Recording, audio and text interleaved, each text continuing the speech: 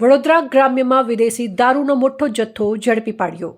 Local crime branch Vadodara ગ્રામ્ય operation પરાક્રમ અંતર્ગત દારૂની હેરાફેરી સામે મોટી કાર્યવાહી કરી છે.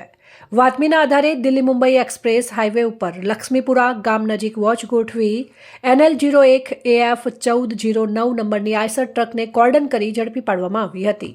ટ્રકની તપાસ દરમિયાન 501 પેટીમાં કુલ 19,080 બોટલ ભારતીય બનાવટનો વિદેશી દારૂ મળી આવ્યો, જેની અંદાજિત કિંમત ₹80,98,800 થાય છે. આ ઉપરાંત ટ્રક 10 લાખ રૂપિયા અને એક મોબાઈલ ફોન, રોકડ રકમ તેમજ દસ્તાવેજો સહિત કુલ 91,10,300નો મુદ્દામાલ કબજે કરવામાં આવ્યો છે.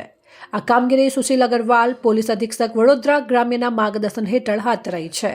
આરોપી ડ્રાઈવર સામે પ્રોહિબિશન અધિનિયમ હેઠળ ગુનો નોંધી વધુ તપાસ શરૂ કરવામાં આવી છે. જિલ્લામાં ગેરકાયદેસર દારૂના ધંધા સામે પોલીસનું કડક અભિયાન સતત ચાલુ રહેશે. Report Praveen Vasava, Pradeep Tantral, news Vadodara.